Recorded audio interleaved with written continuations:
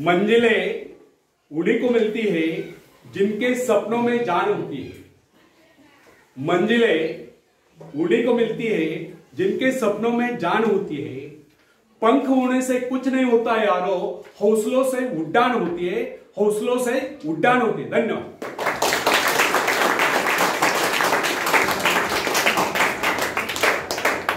Friends, जब सागर शांत हो तो जहाज के चालक को अधिक होशियारी से जहाज चलाने की आवश्यकता नहीं पड़ती, लेकिन जैसे ही तूफान आता है और जहाज डूबने का खतरा पैदा होता है, तब यही चालक या कप्तान अधिक सावधानी बरतने लगता है। जब जहाज में सवार सभी लोग घबरा रहे होते हैं, तब यही कप्तान मुस्कुराता हुआ अपनी संपूर्ण योग्यता को काम में लाता हुआ जहाज को डूबने के संकट से बचाकर सही सलामत ले जाता है। वास्तविक ऐसी योग्यता की परीक्षा दुख और संकट के समय में होती है। जब कोई इंसान थोड़ी पूंजी लगाकर अपने व्यापार का विस्तार करता है तो उसे वर्षों तक कठोर परिश्रम करने पड़ते हैं। इस परिश्रम से वह कुछ कमाने योग्य होता है। यह परिश्रम ही उसके विजय का प्रतीक होता है। अपने ग्राहकों को शब्द जाल में फंसाकर वो अपने व्यापार को बढ़ाता है और एक दिन सफल व्यापारी बन जाता है। बाद में छोटे मोटे कारोबारी संकट उसका कुछ नहीं बिगाड़ पाते। जो लोग इससे पहले उसे कम पूंजी वाला समझकर उसका मजाक उड़ाया करते थे, आज वही लोग उसकी सफलता की प्रशंसा करते नजर आते हैं। इसे कहते हैं अपने हाथों अपने भाग्य का निर्माण, आत्मशक्ति का चमत्कार। फ्रेंड्स, जिसके पास धन की शक्ति हो उसे शिक्षा प्राप्त करके या विद्या प्राप्त करके आत्मविकास करने का अवसर कहां है? वह तो धन की शक्ति पर निर्भर कर यही सोचता रहता, मैं चाहूं तो विद्वानों को खरीद सकता हूं। लेकिन फ्रेंड्स, जो विद्या प्राप्त करना सबसे जरूरी समझता है, वह रात रात भर अध्ययन करता रहता है, क्योंकि उसे पता है कि उसका कोई सहारा नहीं। सहारा बनेगा तो उसका अपना स्वयं का ज्ञान। जिस आदमी को पता हो जाता है कि उसे बाहरी सहायता मिलना बंद हो गया है, वो या तो अपने पांव पर खड़ा हो जाएगा, गिर जाएगा। वास्तविक उस समय उसे बहुत ही कठोर परिश्रम की आवश्यकता महसूस होगी। असफलता के कलंक से बचने के लिए उसे अपने व्यक्तित्व की रक्षा करनी चाहिए। ऐसे लोग अपने आत्मविश्वास की शक्ति के बल पर दिन रात कड़ी मेहनत करते हैं और सफल हो जाते हैं। जब मनुष्य पर संकट की घड़ी आ जाती है, जब वह किसी भी तरह से अपनी जीविका चलाने में असमर्थ हो जाता है, तब कोई विरला ही होता है जो सफलता प्राप्ति के लिए खून पसीना एक कर देता है, ताकि उसे असफलता का मुंह न देखना पड़े। संकट काल में तो मनुष्य की बुद्धि का पता चलता है। कई बार ऐसे अवसर पर ऐसी सफलता मिलती है जिसकी मनुष्य ने सपने में भी आशा नहीं की होती। वो स्वयं सोचने लगता है कि मुझे इतनी सफलता कैसे मिली। वास्तविक ऐसी शक्ति हर इंसान के भीतर छुपी होती है, परंतु वो उसे पहचान नहीं पाता है। जैसे वो संकटों से गिर जाता है, वैसे ये शक्ति बाहर निकलकर उसकी सहायता करने आ जाती है। जो काम इससे पहले वह असंभव समझ रहा था, वही काम पूरे होने लगते हैं। इसका कारण यह है, जब मनुष्य का जीवन चारों ओर खतरों से गिर जाता है, तब उसे बाहर निकलने के वह हाथ पैर मारना शुरू कर देता है, और इस संघर्ष से उसकी बुद्धि तेज हो जाती है। उसमें एक प्राकृतिक नैसर्गिक शक्ति आ जाती है। फ्रेंड्स, अपनी जरूरतों की पूर्ति के लिए संघर्ष करना हम सभी का कर्तव्य है। संघर्ष से तो हमें सफलता मिलती है। जिनमें संघर्ष करने की इच्छा ही न हो, वो तो असभ्य और जंगली कर रहा है। आवश्यकता तथा आवश्यक पदार्थों की दुर्लभता ही सदा से मानव जाति के विकास का कारण रही है। हर सभ्यता और संस्कृति का आधार श्रम और संघर्ष है। जो अपना लक्ष्य पाने में खो गए वही कुछ दे सका। कई वैज्ञानिक अपनी साधना में लीन होकर अपने लक्ष्य को पाने के संघर्ष में जूझते रहे। उनके परिवारजन अभावग्रस्त होकर भूखे मरते रहे, परंतु उन्होंने अपने उद्देश्य को प्राप्त करके एक चैन की सांस ली। जब उन्हें सफलताएं प्राप्त हुई तो लोगों को उनके आविष्कार यानी कि शोध बहुत बड़े आश्चर्य से प्रतीत हुए। फ्रेंड्स, आवश्यकता ही आविष्कार की जननी, शोध की जननी है। यह जरूरत का ही कमाल है जिसने मानवीय सभ्यता को कहां से कहां पहुंचा दिया।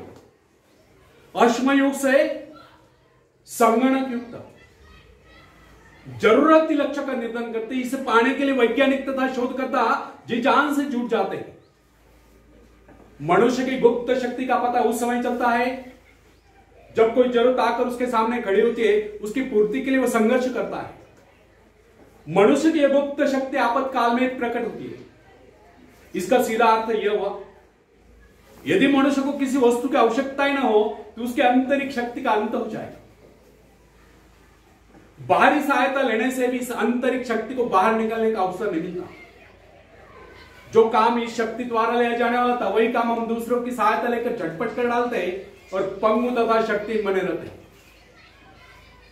इसलिए फ्रेंड्स, हमें एक बात कदापि नहीं भूलनी चाहिए, अपने मित्रों की सहायता लेने के बजाय या दूसरों की सहायता लेने के बजाय अपने आंतरिक शक्तियों की सहायता लेना हमारे लिए अति उचित होगा।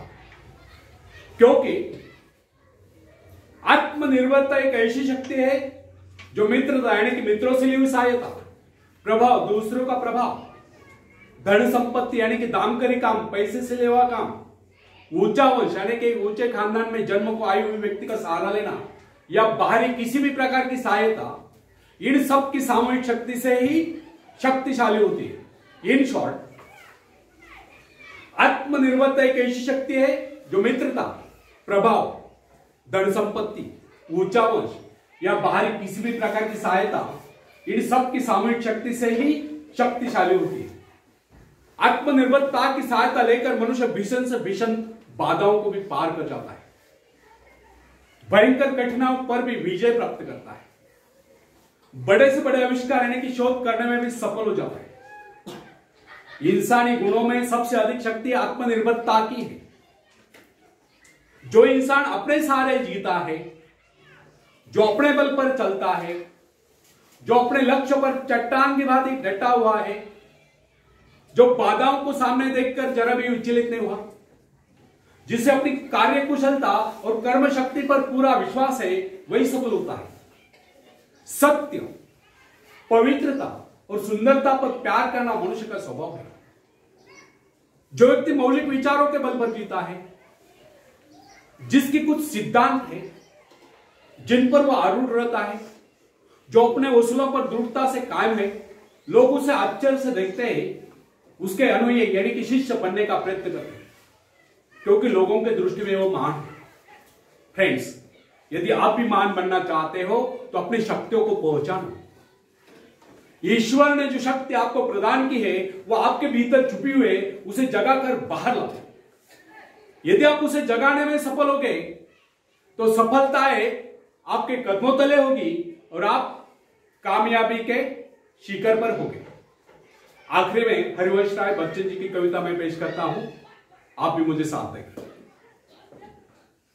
लहरों से डरकर नौका पार नहीं होती, कोशिश करने वालों की कभी हार नहीं होती, कोशिश करने वालों की कभी हार नहीं होती। नन्ही चींटी जब दाना लेकर चलती है, चढ़ती दीवारों पर 100 बार फिसलती है।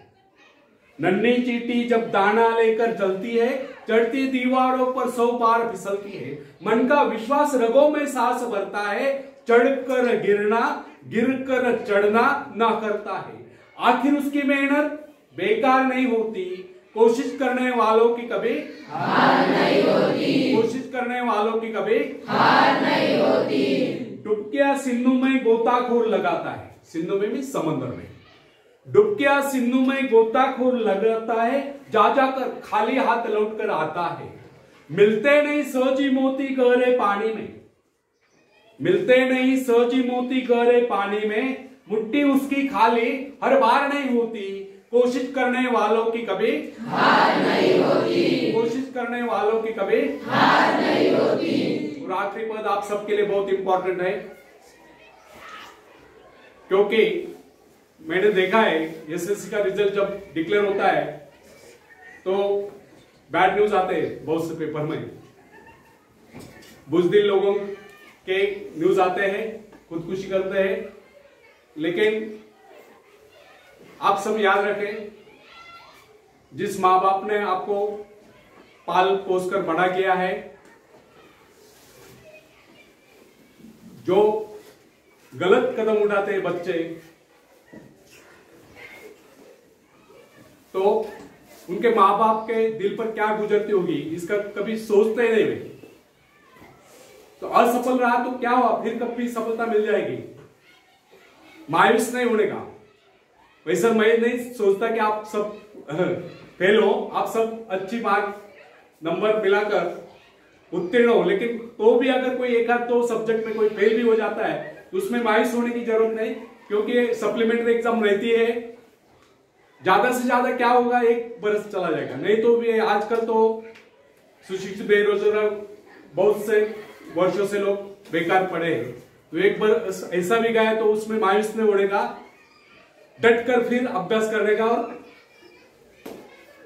सक्सेस हो जाने का। तो आप सबके लिए बहुत इंपॉर्टेंट है, आप मुझे प्रॉमिस करें आप गलत कदम नहीं उठाएंगे, प्रॉमिस। तो आखिरी पद आप सबके लिए, असफलता एक चुनौती, इसे स्वीकार करो। असफलता एक चुनौती, इसे स्वीकार करो। क्या कमी रह गई देखो और सुधार करो। जब तक न सफल हो नींद चैन को त्यागो तुम, संघर्ष का मैदान छोड़कर मत भागो तुम। कुछ किए बगैर ही जय जयकार नहीं होती, कोशिश करने वालों की कभी हार नहीं होती। कोशिश करने वालों की कभी हार नहीं होती। धन्यवाद।